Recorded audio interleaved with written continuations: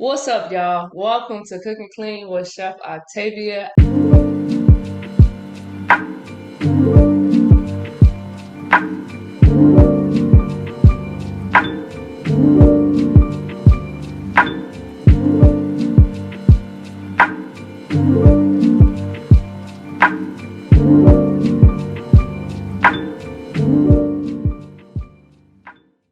am Chef Octavia, and on this episode, we're going to be making marinated chicken legs with a cauliflower mash and a sautéed green bean and carrots. So we're going to jump right into it. We're not going to waste no time today. So let's go ahead and get into it. So we're going to start with our chicken legs and our marinade. So I chose chicken legs because, in my opinion, I think it's one of the most underrated cuts of meat, and also it's budget friendly and it's tasty. Like, it's full of flavor, full of, it has a good fat content in there, and it's protein.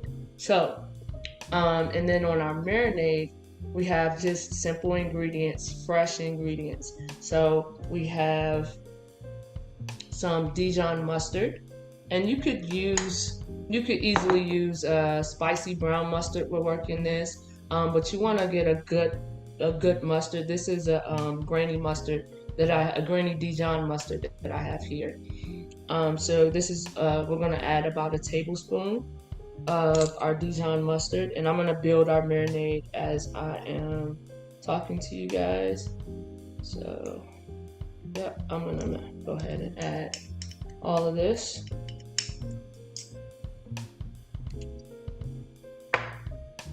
And then we have some fresh lemon juice that I'm going to squeeze. So I'll do that so you guys can see what I'm doing. All right.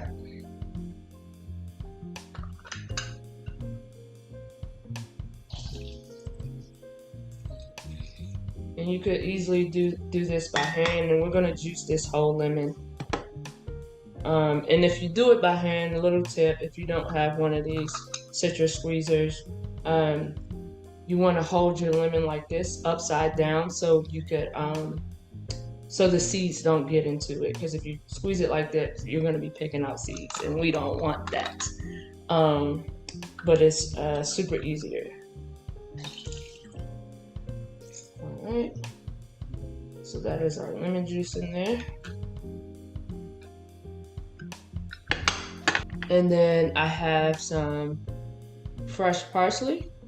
So on the parsley, you could easily buy this already chopped, but as far as flavor profile, you want the fresh stuff, right? So I'll show you how I store my fresh.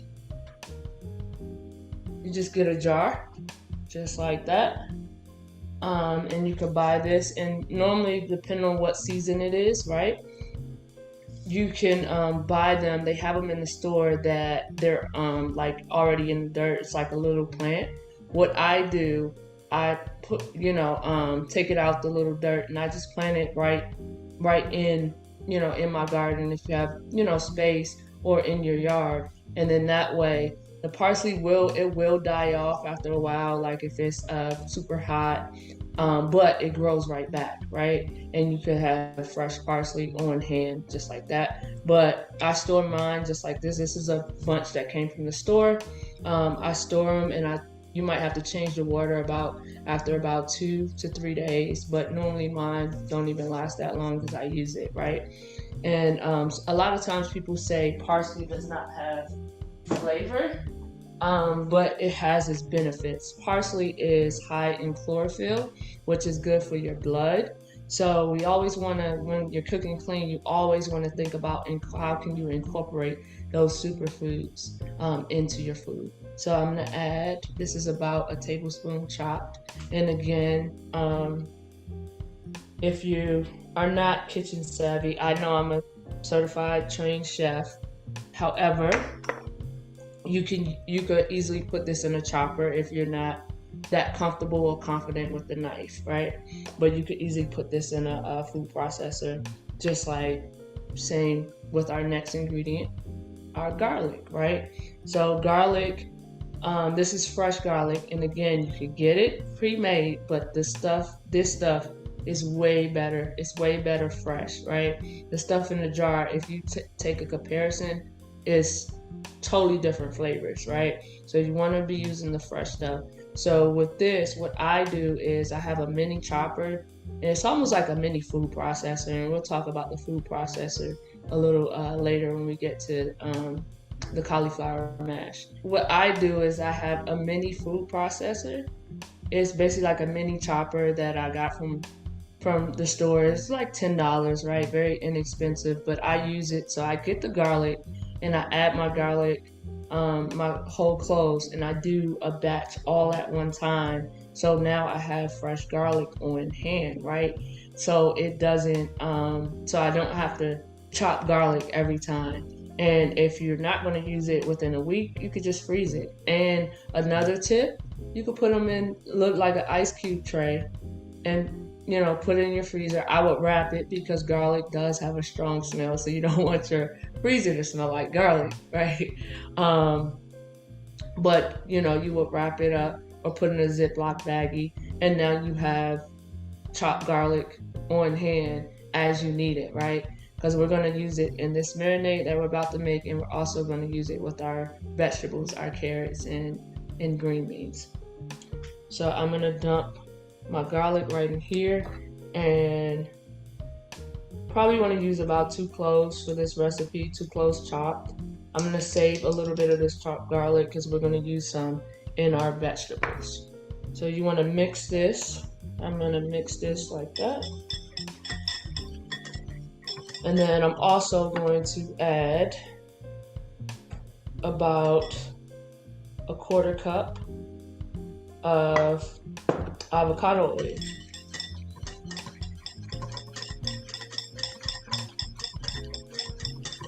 So on the oil, you want to use a high heat oil that is, because if you use like an extra virgin olive oil, it won't work because it doesn't have a high smoke point.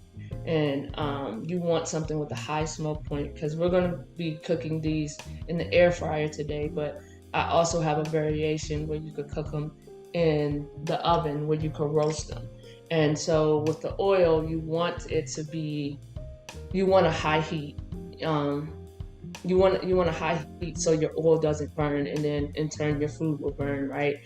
You'll have that burnt oil taste, and we don't want that. But avocado oil is very high heat. Another oil that's very high heat is grapeseed oil, but avocado oil is also full of benefits. So that's what we're going to be cooking on today. So on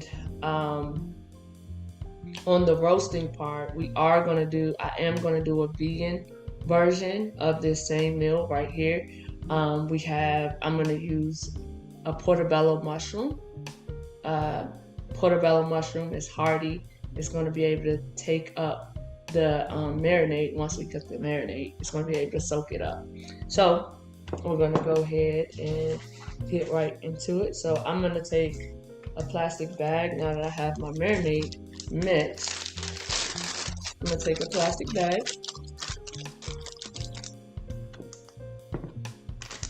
And put on some gloves for my chicken.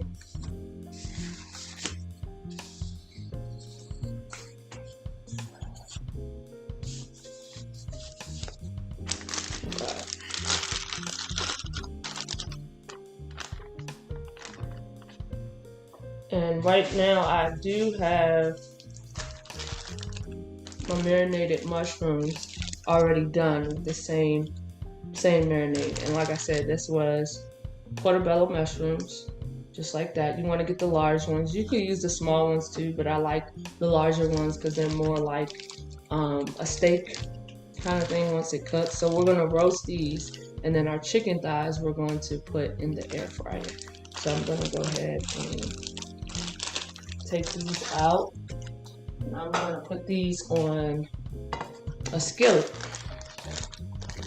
just a regular skillet, and we'll go ahead and get right into it. And this has been marinating about 24 hours. And on the mushroom, so that is your mushroom right there.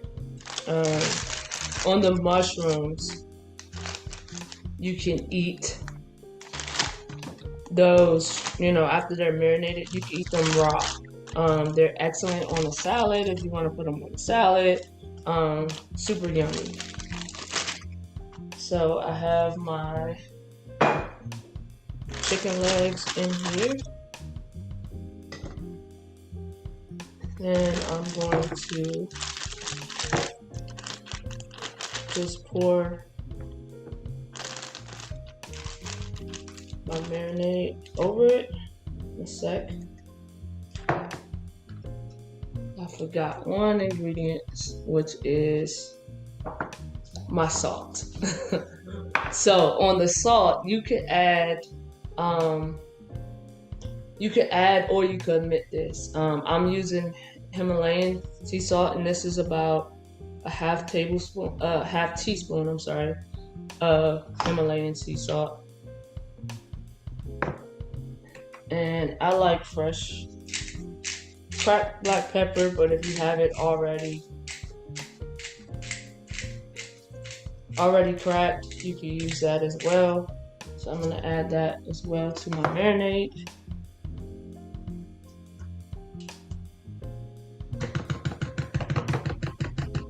Alright, now we are ready to pour right in the marinade.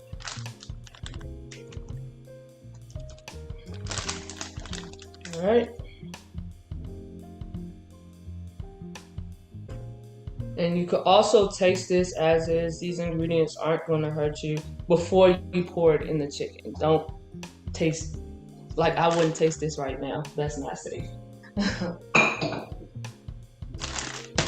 But if you wanted to adjust the flavors, another addition in this, which would be real good as well, is some fresh, not fresh, but dried chili flakes, if you want like a little kick to it. And then I'm just going to mix this right on up.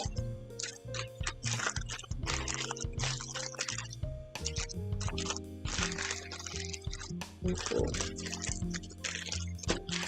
Mix that just like that. So I have some already done that's already been marinating.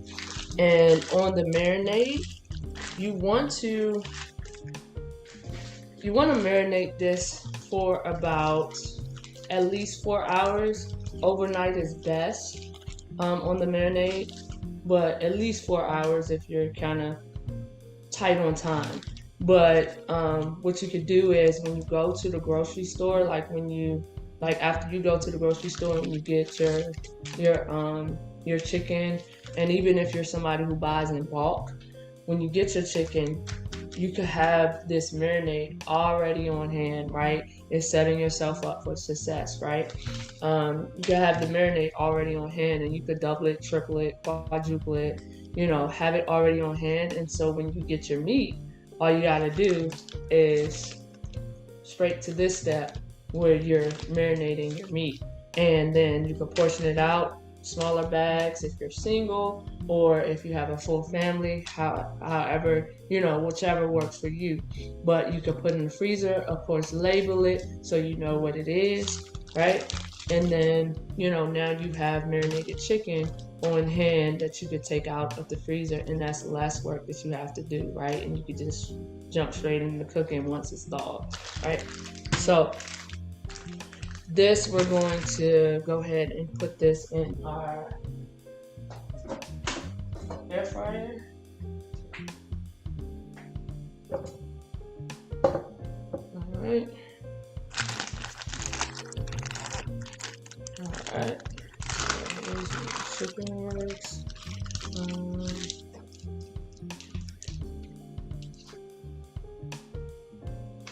And I have a small air fryer, but if you have a bigger one, of course, you could adjust this on on your needs, like as far as the portions. And I'm just going to go 3.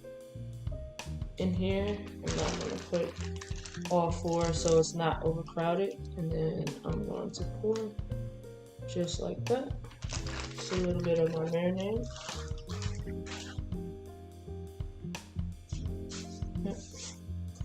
And then on this, we're gonna set it for about 20 minutes. We're gonna set the timer for 20 minutes, and at 20 minutes, we'll check it to see if it's done. And the time may vary because of the size of your chicken legs. And I'm going at a 400-degree temperature. So I'll go ahead and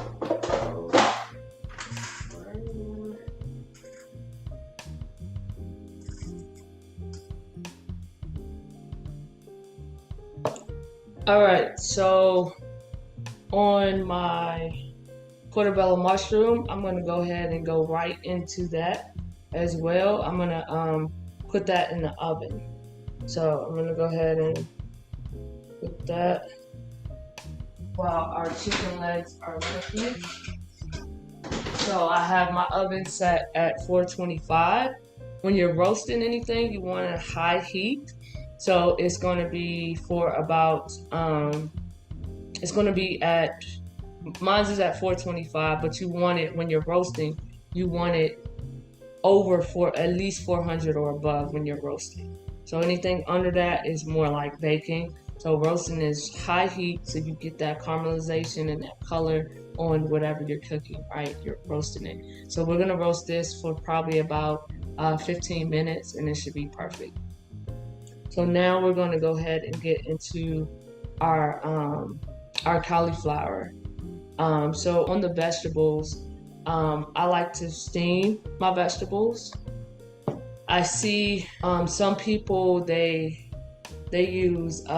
boil their vegetables, but I really like to steam them. Steaming is a technique that keeps your nutrients in them. You can also roast them as well if you don't have a steamer pan or a steamer pot. But if you don't have a steamer pan, another alternative is you could put just a little bit of water into the bottom of the pan and allow it to create steam, and then add your product. So my cauliflower, I'll show you guys how to cut the cauliflower first, and then we'll get into the mash. So this is fresh cauliflower, and again, you could do a frozen cauliflower right from the market, but you want to focus on buying it fresh. If you don't have it fresh, you could do frozen, but like again, the flavors are full and it's fresh and the nutrients are full intact. But the next best thing would be frozen. But so I'll show you how to cut it. What I like to do is I cut the bottom of it off.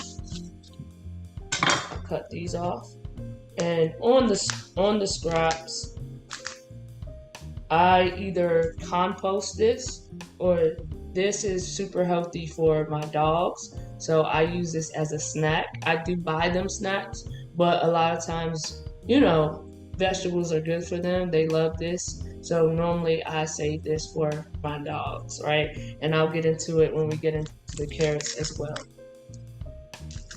So, but I love fresh cauliflower.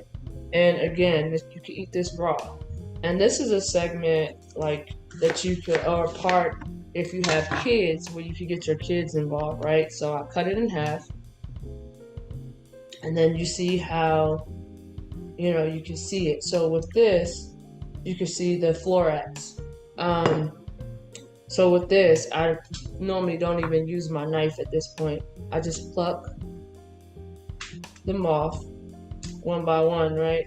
And I try to keep it small because you want it to be nice and uniform. But this is a part where you can get your kids involved, right? Have them pluck cauliflower. Maybe you have a busy 2-year-old or or something like that, right? Or a kid that age, and they're very curious at that age. So let them get their hands dirty. Let them play, and it creates memories as well. And it gets them used to allow them to taste it. You know, you could taste it at this point, right? But get them involved. But it's super fun. But this is pretty much how you do your fresh cauliflower. So, and like I said, you want it kind of small so when they steam, they cook pretty even, right? So I have some steamed cauliflower that is already done.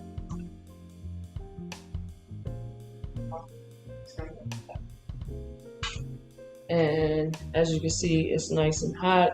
It's steaming, but this is the steamer pan, and or my steam, it has holes in it. It's perforated, so you will put just a little bit of water. I would say probably about, depending on the size of your pan, your pot.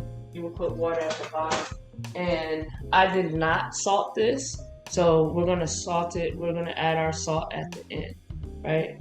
So now we're going to get into our carrots and green beans, and we're gonna double back to the cauliflower once it's hot.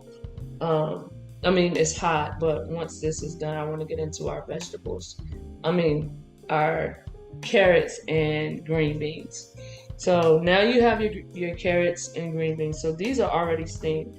And I'm going to share a little tip, not a tip, but something I did, and it's okay, right? So I steamed these. On the cauliflower, the time may vary, right? Based off how big or how small you did your florets. But I would say at least 10 minutes, and then just check it. It should be, it should have the consistency of like a steamed potato or a boiled potato. You should be able to mash it. And so, on the carrots and green beans, so what I did was, these are already steamed, and I'll tell you guys what I did, and I'm glad I did it so I could explain it a little better and you can see how the vegetables are as well.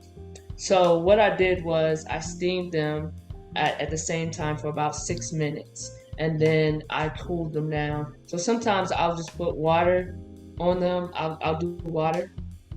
Sometimes I'll do cold water, run cold water, or put them in an ice bath to cool them down unless I'm about to cook them right then and then. And what that does, it stops the cooking process. And then sometimes I put them right in the freezer for a minute. But guess what, y'all? I left them in the freezer, right? I forgot them in the freezer.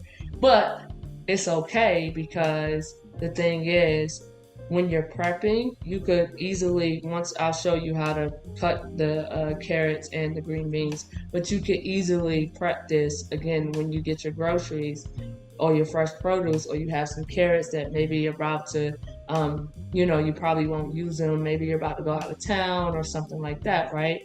Cut them up and steam them for about 6 minutes or whatever, and then cool them off, and then bag them, and then put them in the freezer. Now you have fresh frozen veggies, right? So these are the carrots that are froze, and it's okay. It has a higher water content, but it's okay. But had I would have overcooked them, they wouldn't have been no good, right? It would have been complete mush.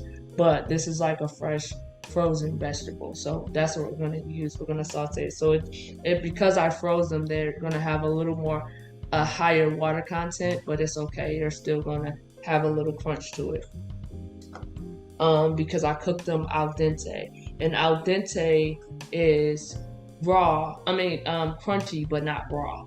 That's what al dente is, and that's what you want. You don't want to overcook your vegetables, because the more you cook it, the more nutrients that is lost within that cooking process. So, all right, so here's my green beans. So on the green beans, I normally just do like a little, I just do the tip part, just enough, just that little. And I never wondered why people buy these, why they cut them. Never wondered. If you know that answer, chime in, let me know. But I like to keep mine long because I like to snack on mine. Like they're really good, like as a a healthy snack, a clean snack. Want some hummus, super yummy. Like I like to eat mine like that. I know you probably saying like green beans. I'm not snacking on no green beans, but no, super healthy and clean. So I just cut the tip off, and you can pull the tip off too if you want. But I like to keep it long, just like that. So that's that. And then on the carrots. So I like to buy my carrots. I buy organic carrots, um, which I like to buy mine like this with the greens on it, because the greens I could also use in a pesto, right? Um, Super yummy, super healthier, but I mean super healthy, but it keeps me from wasting anything. I like to use the whole entire thing. I bought it, I spent my money, right? So on this, I'm going to cut this part off, like I said, because I like to use that, right?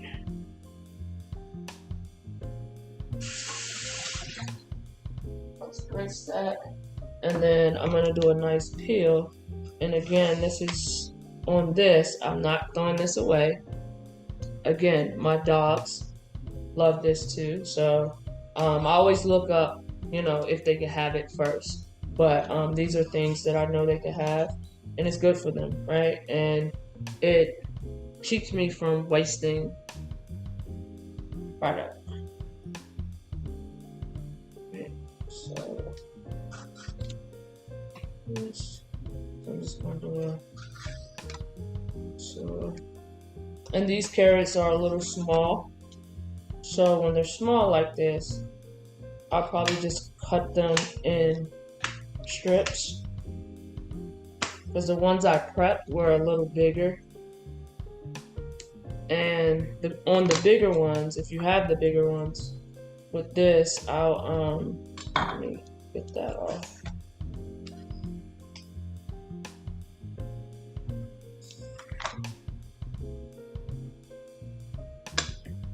Cool.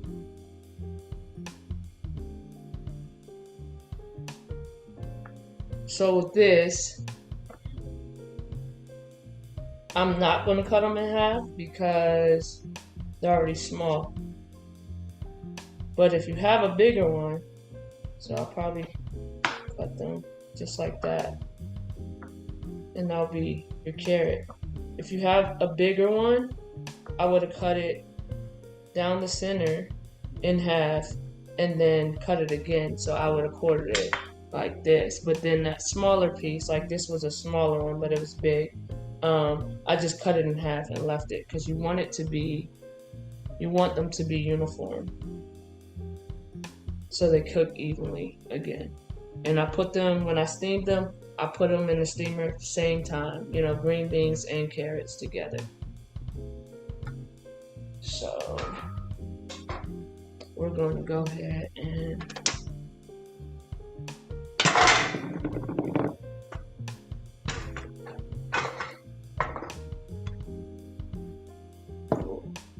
I'm going to go ahead and start on my green beans. So, my green beans and my carrots. So, I like a good cast iron.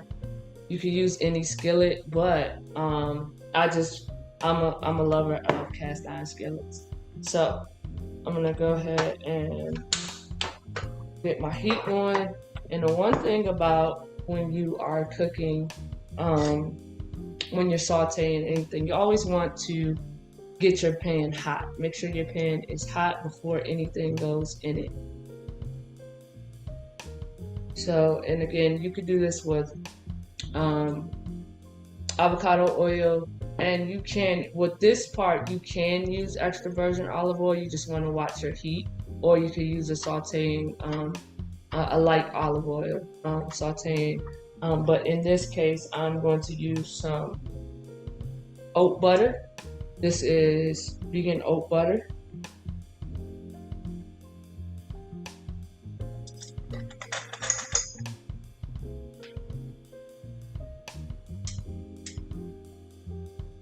want my pan nice and hot. Just going that.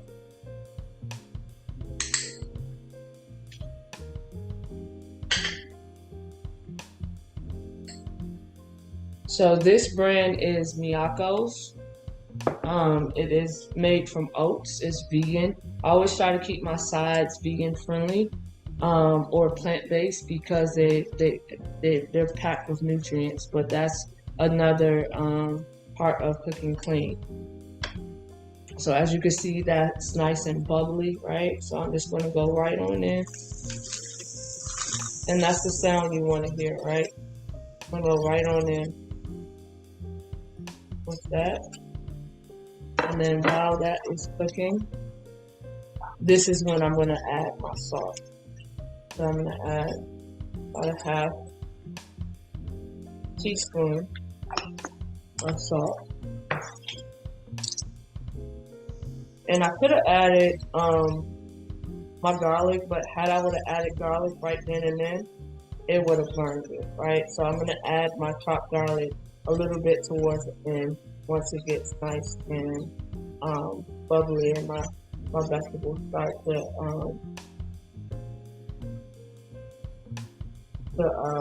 warm.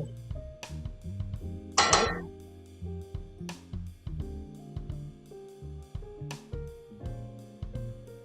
All right. So while that is going, we're going to go ahead and check on our chicken just to see it may need to be turned or something like that. So I'm going to check on it at about 5 minutes left. Oh yeah, so that chicken is looking nice. That is, the chicken is not done yet. You know, you want to check it. And if you need to temp it, you can. I'm pretty much to the point where I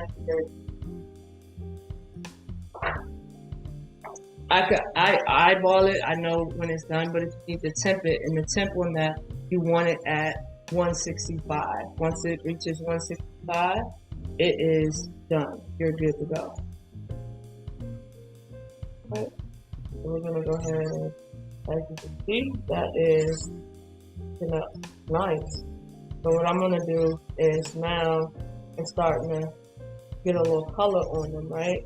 So now I'm going to add my garlic to that. And then once my garlic cooks a little bit, I'm gonna turn that off, and that is done. So that was super quick, right? Quick. Because my pan is still hot, as you can see.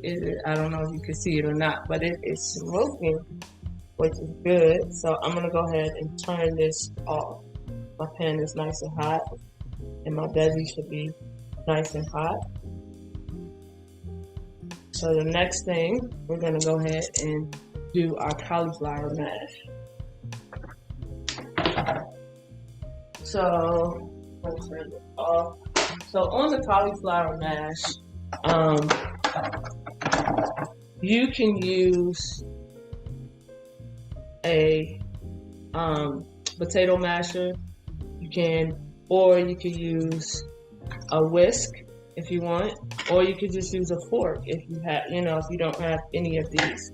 I like to use a food processor, and on this, you want to do it when it's hot. Like, you want to do it when it's hot, right? I like to use the food processor because it gets it nice and smooth, and it gets it to that consistency almost like mashed potatoes, and the masher does as well, and it's less time, it's quick. So I'm gonna dump my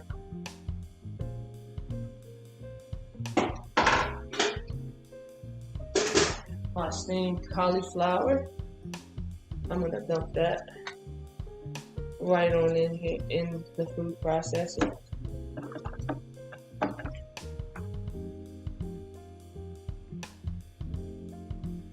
And again, I did not add salt yet.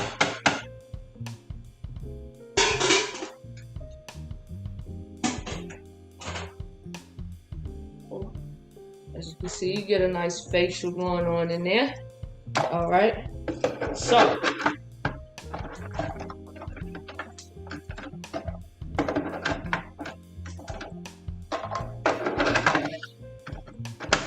it is about to get loud. So I'm gonna mix this just a little bit. I'm gonna pause it. So here it goes. The noise.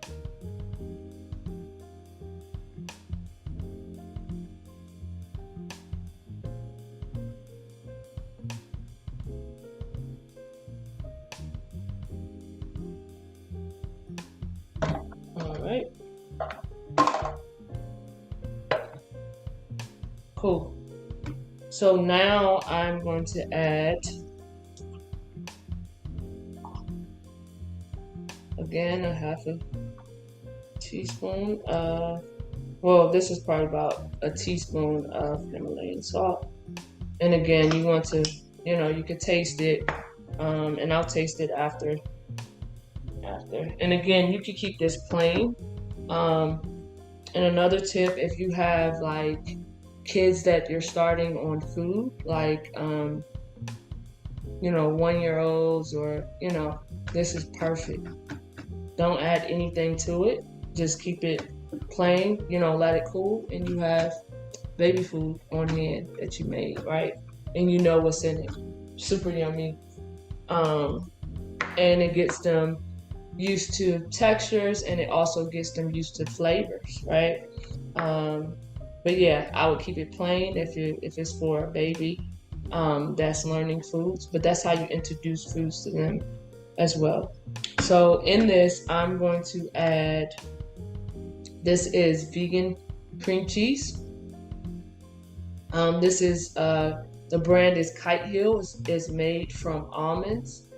Super, super good, super yummy. I'm adding cream cheese instead of sour cream because most vegan sour creams, to me, the consistency. But I like cream cheese because I like to use the cream cheese because it adds like that velvet, smooth, creamy texture to my cauliflower mash. And I'm also going to use some more the oat butter, and the oat butter brand is from Miyako's, and they're both vegan. So,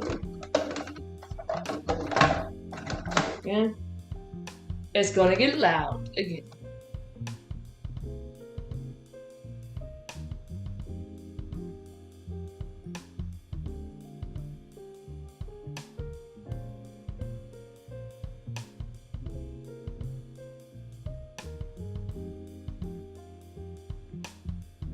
All right, so there we have a smooth,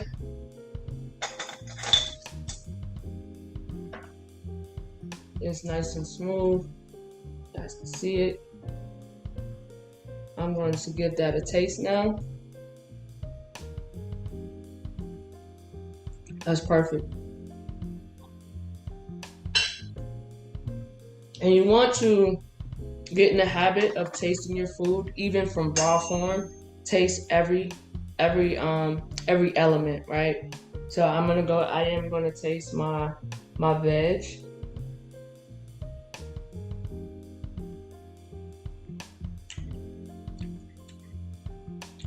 I am gonna adjust the flavors on that. I'm gonna add probably a little bit more salt.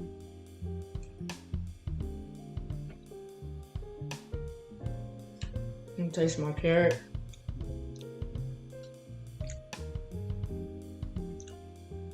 Yeah, I'm gonna add a pinch more salt.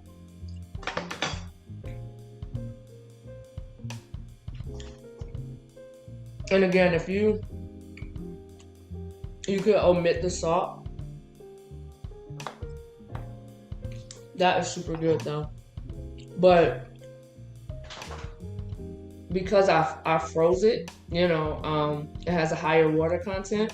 So that's why it could take a little more salt. But if I didn't freeze it, it probably would have been perfect from the amount of salt I put in there. So I'm just gonna do just a little bit, not much.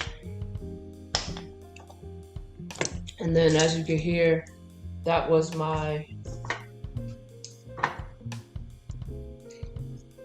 chicken legs going off.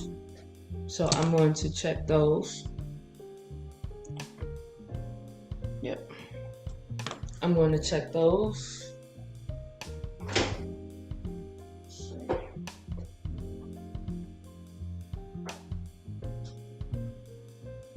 Yep. And those look perfect. That one in the middle is a different size, so I may probably go about 2 more minutes on those, two or 3 more minutes, but they look perfect. Yeah, I'll go a couple more minutes, and we'll also check our mushroom.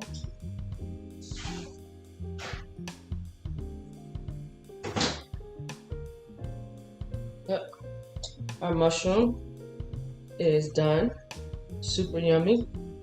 So we're gonna pull that, and then we'll get ready to plate. All right. So now we're going to go ahead and plate. So on your plating, always look at my plates as a blank canvas, right? So I start with, not always focus on not filling the plate up. Like, you want to always keep white space. The white space is basically the part of the plate that you see, but I look at it as a canvas. And so it's like when you're cooking clean, it matters that process, the love and the time that you took. Even if it did only take you 30 minutes to make it, you still took time to prepare your food and, source your food, right? So it matters how you plate. So what am I saying? Plate your food, even if it's just you. I always plate my food. I sit down. I don't care if it's a peanut butter and jelly sandwich or a bowl of cereal. I plate my food and I sit down and I enjoy it. But that matters. It matters your posture of how you're eating your food, how you're enjoying your food. Like, it matters, and you put that much love into it. Why not enjoy the whole thing down to the very last tea, right? The very last bite. So I'm gonna start with our cauliflower mash.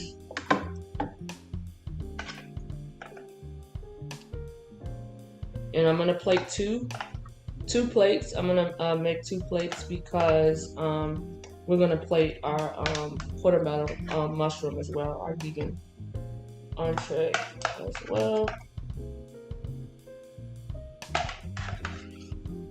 And again, even in this process, if you have toddlers or kids, get them involved in this and plating their food. Like, it creates an experience and it gets them involved. And a lot of times when they see the full process, it makes them appreciate it. And also it kind of gives them that edge to try new things, or try like, or I picked this out the garden, and then they seen the cooking process, and now they can enjoy it. So it gives a greater appreciation of food. So on the veggies, I always do about a half a cup on the veggies, and on the starch, this is acting as our starch, even though it's still a veggie, but about a half a cup on each one. And then my veg, I'm just gonna go on the side, just like that. A little bit of carrots, a little bit of green beans. And see, these vegetables, because I froze them, they're not as crunchy as you can see on the green beans. They're a little limp, and that's okay. They still have color. They're still green, so that's okay. A little more on that.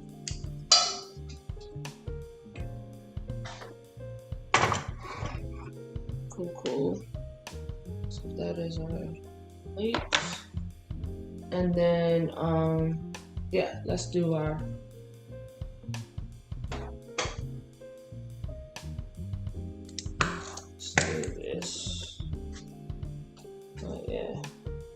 super yummy. Looks super good. I don't know if you guys can see that. Oh man, that looks good. So I'm gonna go right on top. So that is gonna be our vegan option. Oh yeah. That's what I'm talking about. Look at that color. It's deep, it's dark. So on this, I'm going to go about 2. That is my portion size. Here.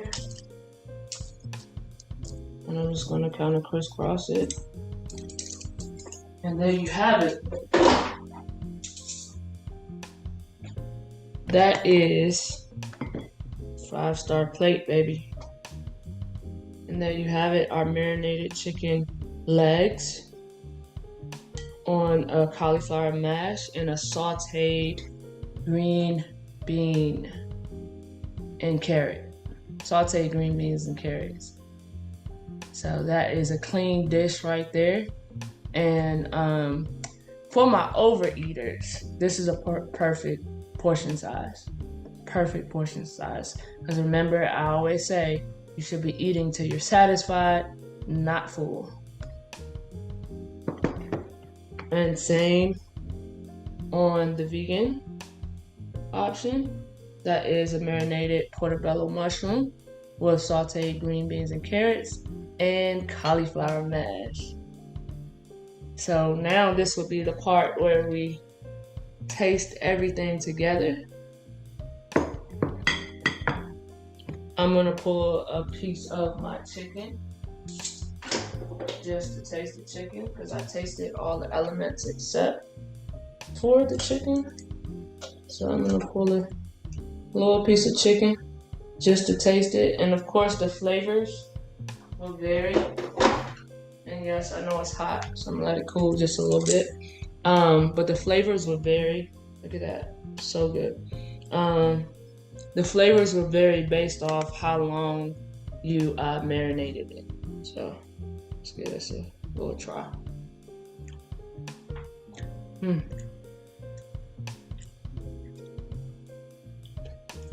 That's yummy, y'all. So I hope you guys enjoyed this episode of Cooking Clean. Wait a minute, let me stop chewing. On Cooking Clean with Chef Octavia. It was a pleasure. So I hope you guys are able to cook this. It's delicious. So keep it simple and keep it clean. So see you guys next time.